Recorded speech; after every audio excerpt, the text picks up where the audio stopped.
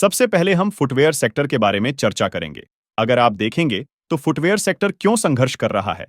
क्योंकि अभी भी आर्थिक स्थिति विकसित हो रही है, महंगाई और मुद्रास्फीति बहुत ज्यादा है, जिसके कारण लोगों की डिस्पोजेबल इनकम कम हो रही है और इसी कारण फुटवेयर सेक्टर की कंपनियों के लाभ और मार्जिन कम हो रहे हैं और इस कारण इन कंपनियों के साझे कीमत भी गिर रही है। फुटवेयर सेक्टर का एक उदाहरण हो सकता है लक्सो फुटवेयर लिमिटेड और हाल ही में कंपनी के स्टॉक कीमत में 39% का कमी हो चुका है और इसके साथ साथ यदि आप करंट स्टॉक कीमत को प्री कोविड स्टॉक कीमत से तुलना करेंगे तो स्टॉक मात्र 9.69% ऊपर है और स्टॉक कीमत में कमी होने का एक और कारण है जिसका यही रीजन है कि कंपनी का नेट प्रॉफिट कम हो रहा है। इसके पीछे का कारण हमने पहले ही कुछ समय पहले बातचीत की थी और जब से इस कंपनी का स्टॉक प्राइस गिरना शुरू हुआ है तब से लेकर अब तक अगर आप देखेंगे तो इस कंपनी में पब्लिक का होल्डिंग 2.59% कम हो रहा है, जिसमें 59 कमी हो गई है और जो भी शेयर्स पब्लिक ने बेचे हैं उन्हें सबसे पहले प्रमोटर्स ने 0.49% स्टेक बढ़ाया है और उसके बाद एफ ने 0.17% स्टेक बढ़ाया है और सबसे ज्यादा खरीदारी डीस ने की है जिनका स्टेक 1.92% बढ़ा है। और इस संदर्भ में बाटा इंडिया लिमिटेड एक दिलचस्प आंकड़ों के साथ समर्थन कर रहा है। इसका स्टॉक प्राइस हाल ही में तेजी दिखा रहा है जो नवंबर 29% की सही जानकारी का परिचायक है। प्री कोविड क्रैश के समय की तुलना में स्टॉक का मूल्य अब भी 177.8% कम है, जिससे एक बड़ा करेक्शन दिखाई देता है। फाइनेंशियल इंडिकेटर्स के अनुसार पिछले 4 क्वार्टर्स में एफआईआई ने इस कंपनी में 2.03% का स्टेक बढ़ाया है, जबकि फॉरेन इंस्टीट्यूशनल इन्वेस्टर्स का होल्डिंग 0.87% घटा है और पब्लिक का होल्डिंग 1.16% कम हुआ है। इससे प्रकट होता है कि एफआस ने डी से कुछ हिस्सा खरीदा है, लेकिन सबसे अधिक खरीद पब्लिक से हुई है।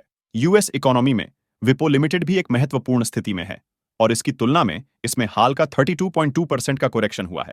एक्सपर्ट्स का कहना है कि यह आईटी सेक्टर में एक प्रमुख उम्मीदवार हो सकता है और इसमें F&D ने हाल ही में खरीदारी की है, जबकि पब्लिक ने 0.89% का हिस्सा बेचा है। इससे यह सुझावित हो रहा है कि एक और एग्जाम्पल भी स्टेक में वृद्धि कर सकता है और इसमें पब्लिक का हिस्सा घटा है। यहां पर पब्लिक ने अपना हिस्सा बेचा है और इससे स्टॉक में 3.33% की कमी हो गई है।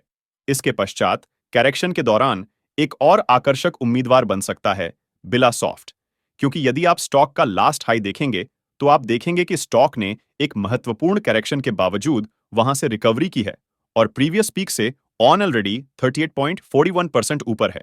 आगे बढ़ते हुए यदि स्टॉक में कोई करेक्शन होता है या प्रॉफिट बुकिंग के कारण शेयर प्राइस घटता है तो बिरला सॉफ्ट भी एक आकर्षक विकल्प बन सकता है इन्वेस्टर्स के लिए। वर्तमान में एफआस ने इस कंपनी में भारी निवेश किया है क्योंकि लास्ट 4 क्वार्टर्स में एफआस का हिस्सा 99.78% से बढ़ा है। इससे स्पष्ट होता है कि यह कंपनी उनके लिए हैविली इन्वेस्टेड है। 2024 में यूएस इकोनॉमी में इसका जारी रहना एनालिस्ट और एक्सपर्ट्स के लिए एक बड़ा सवाल है, जिसका समाधान आईटी सेक्टर में ढूंढा जा रहा है। विपो लिमिटेड, जो हाल ही में 38.2% से भी अधिक का करेक्शन दिखा रहा है, यहां पर एक महत्वपूर्ण एग्जाम्पल स्टॉक के रूप में सामने आ सकता है। इस बारे में बहुत सारे लोग कह सकते हैं कि विप्रो का ग्रोथ क्वार्टर्स के डेटा के माध्यम से पता चलेगा, लेकिन एफ और डी ने इसमें पहले ही हिस्सा लिया है।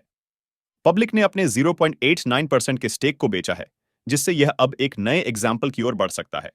इस बारे में कौन बेचा है, यह जानने के लिए यहां पर पब्लिक ने अपना हिस्सा बेचा है। यहां पर पब्लिक ने अपना हिस्सा बेचा है और इससे स्टॉक में 3.33% की कमी हो गई है। इसके पश्चात करेक्शन के दौरान एक और आकर्षक उम्मीदवार बन सकता है बिलासॉफ्ट, क्योंकि यदि आप स्टॉक का लास्ट हाई देखेंगे तो आप देखेंगे कि स्टॉक ने एक महत्वपूर्ण करेक्शन के बावजूद वहां से रिकवरी की है और प्रीवियस पीक से ऑलरेडी 38.41% ऊपर है। आगे बढ़ते हुए यदि स्टॉक में कोई करेक्शन होता है या प्रॉफिट बुकिंग के कारण शेयर प्राइस घटता है तो बिरला सॉफ्ट भी एक आकर्षक विकल्प बन सकता है इन्वेस्टर्स के लिए। वर्तमान में एफआस ने इस कंपनी में भारी निवेश किया है क्योंकि लास्ट 4 क्वार्टर्स में एफआस का हिस्सा 99.78% से बढ़ा है। इससे स्पष्ट होता है कि यह कंपनी उनके लिए हैविली इन्वेस्टेड है। जहां पर सबसे अधिक शेयर्स पब्लिक द्वारा बेचे गए हैं, वहां पर एक विशेष क्षण था, खासकर करेक्शन के दौरान। पहले हाई के बाद जब स्टॉक में करेक्शन हुआ था, उस समय बहुत से रिटेल इन्वेस्टर्स ने पैनिक में आकर अपने स्टॉक्स को बेच दिया था। इसका फायदा एफआस ने उठाया और इसके बाद इस इंफॉर्मेशन का रीजन ये है कि पब्लिक का हिस्सा अब 8.58% कम हो गया है इन लास्ट 4 क्वार्टर्स। इसके परंतु नेक्स्ट सेट ऑफ स्टॉक्स की डिस्कस के पहले मैं आपको याद दिलाना चाहता हूं कि हमारी इंफॉर्मेशन वीडियो सिर्फ शिक्षा और सीखने के उद्देश्य से है और इसमें किसी भी तरह की निवेश सिफारिश या निवेश सलाह नहीं होती है। इसके साथ ही एक त्वरित रिमाइंडर है कि अगर आपने अब तक वीडियो को लाइक नहीं किया है, तो कृपया वीडियो को लाइक करें। और इसके पश्चात हमारा नेक्स्ट सेक्टर है बैंकिंग। और बैंकिंग सेक्टर के स्टॉक्स को हम प्योर वैल्यूएशन पर्सपेक्टिव से देखेंगे। बैंकिंग सेक्टर में पहला स्टॉक एचडीएफसी बैंक है, जिसका इस समय के अंडरस्टैंडिंग होना महत्वपूर्ण है। बहुत सारे इन्वेस्टर्स को अब तक ये पता नहीं है कि एचडीएफसी बैंक की क्या हालत है, और इसका हिस्टोरिकल पी कंपैरिजन करने से आप इसको समझ सकते हैं। और उसके बाद एक और एनबीएफसी स्टॉक जिस पर हम नजर डाल सकते हैं वह है बजाज फाइनेंस लिमिटेड।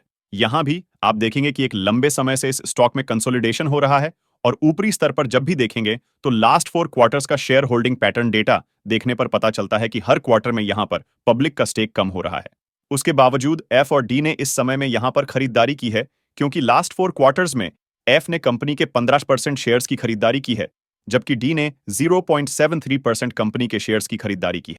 इन दोनों ने यहां पर प्रमोटर्स और पब्लिक से शेयर्स खरीदे हैं, इसलिए आगे चलकर देखते हैं। नेक्स्ट स्टॉक के बारे में मैं आपको बताने की बजाय मैं आपसे अनुरोध करूंगा कि आप मुझे बताएं कि आपको कौन-कौन से स्टॉक्स या सेक्टर्स में वैल्यू दिख रहा है जो अभी अंडर वैल्यूड लग रहे हैं। आप इस लिस्ट में उन्हें जोड़ना चाहेंगे, उस स्टॉक का नाम कमेंट सेक्शन में साझा कर सकते हैं। और अगर आपका कमेंट हमें पसंद आता है तो हम आने वाले वीडियो में इसे फीचर करने का प्रयास करेंगे। तो अब हम इस महत्वपूर्ण विषय पर चर्चा करने के लिए आगे बढ़ते हैं।